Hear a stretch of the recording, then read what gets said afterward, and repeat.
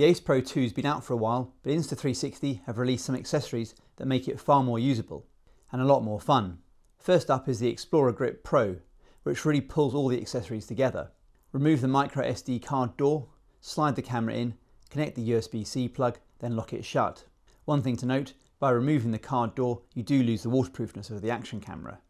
The grip makes the camera so much more usable. Action cameras are great mounted, but awkward to use on their own. I do find the Ace Pro 2 better than most with its flip-up screen, but still.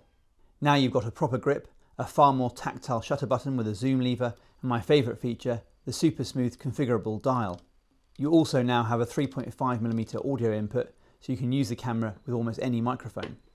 And the grip has an integrated 2010 mAh battery, which will charge the Ace Pro 2's 1800 mAh battery, so you get over double the runtime with the grip attached. All this does bring the weight up to over 350 grams. That's still around half the weight of my compact mirrorless camera with a small fixed lens. The camera automatically recognises the grip is attached, and if you go into settings you can see the battery level of the grip and configure the dial. By default the dial will switch colour filters, but I often change it to switch shooting mode. You can charge the grip via the USB-C port under the rubber flap. There's also a micro SD card slot here, but only to store a spare card. A place to store the removed door would be useful, it's very easy to lose. But if you own a 3D printer, someone's already designed one that uses the hot shoe mount for storage. I'll link to it below. I mostly shoot in 8K mode, and with a flick of the zoom lever you can punch in 2 times without losing image quality. If you hold the zoom lever you can smoothly zoom in and out, but that will use digital zoom with its accompanying reduction in quality. Rotating the dial you can switch between 18 colour filters, including 4 from Insta360's Leica collaboration. You can preview them live to see what works. Insta360 have also released 3 add-on lenses that can be easily installed. Just twist off the standard lens and twist on, in this case, the ultra-wide lens.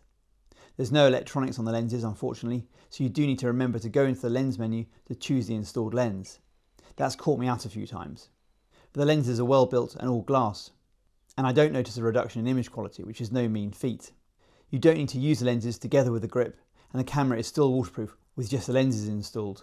The ultra-wide lens gives you a massive 189-degree field of view, almost like one side of a 360-degree camera like the Insta360 X5. It's so wide you need to be careful not to get your fingers in the shot. This lens is great for immersive action sports like mountain biking. You can see the difference compared to the standard lens, with that roughly 20% increase in field of view.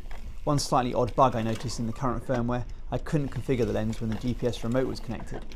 I hope Insta360 can fix this, since I love using the remote for cycling. The close-up lens reduces the minimum focusing distance to 10 centimeters, a big improvement over the standard lens. There's a focus peaking option in the accessory menu that highlights what's sharp in red, along with a dial to adjust the focus range from 10 to 75 centimeters. In my testing though, the focus peaking often showed most of the image in focus regardless of the dial position, and it doesn't work in 8K video mode. I'd also like to see some kind of marking on the dial to show its position at a glance. At the moment you have to rotate the lens to check. 10 centimeters is still not close enough for macro shots, so I wouldn't consider this a macro lens. But you can still get some interesting shots, and in the 10 centimeter position you can even get some background blur. The final add-on lens I have is a cinematic lens, which gives you that wider 2.35:1 aspect ratio. It's not a true anamorphic lens, but it does give you a more film style feel straight out of the camera, especially when combined with some of the film style filters. And with a strong light source like the sun coming through the trees here, you get that classic lens flare effect. I'd love to see a longer focal length lens as well, something like a 50mm or 75mm full frame equivalent. But put all this together and the Ace Pro 2 starts to feel much more like a proper pocket camera rather than a typical action camera, making it much more versatile. My favourite accessory though is the new pocket printer. Open the flap, slide in the 10 photo cartridge and turn it on with a long press of the power button. It weighs just under 320 grams with its 800 mAh integrated battery that's charged via USB-C. The printer can be used in 3 ways. You can connect the camera to the printer and use it like an instant camera.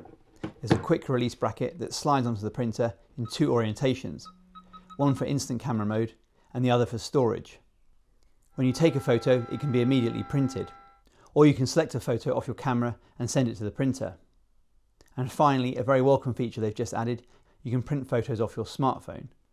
Printing with the Ace Pro 2, you need to power on the printer and pair it over Bluetooth. If the blue light on the printer isn't flashing, hold the power button for 3 seconds to enter pairing mode. Connect the printer in the Bluetooth devices menu. In that menu you have the option for a Leica watermark and the classic bordered Polaroid layout or the more modern frameless layout. In instant photo mode you do get a preview and a prompt to print the photo, so there's no wastage. To print any photo off your microSD card, select the photo in playback and tap on the 3 dots to print. To print via your smartphone is a little convoluted. In the Insta360 app, you need to click on your profile, then under device settings, select Pocket Printer, then connect. You need to be disconnected from the printer on the camera. Then select Print Photo and choose a photo from your smartphone to print. You get the frameless or frame option and you can crop, but that's it. You can't adjust colours or add text. It's a dye sublimation printer, so it prints each colour in separate passes, then finishes with a waterproof lamination layer. That makes it a bit slow, but you get good quality, long-lasting prints. And the price per print is pretty good. In the UK it's about £10 for 20 prints, which includes the ink and paper. The paper size is 54mm by 82mm, but the bottom 11mm isn't usable. It's taken up by Insta360's branding and the shutter speed exposure info, and you can't disable it, which is a bit frustrating. To compare the quality, I printed a stock test image on the Pocket Printer, my daughter's Canon Zero Ink or Zink printer, and my Epson 6-colour photo printer.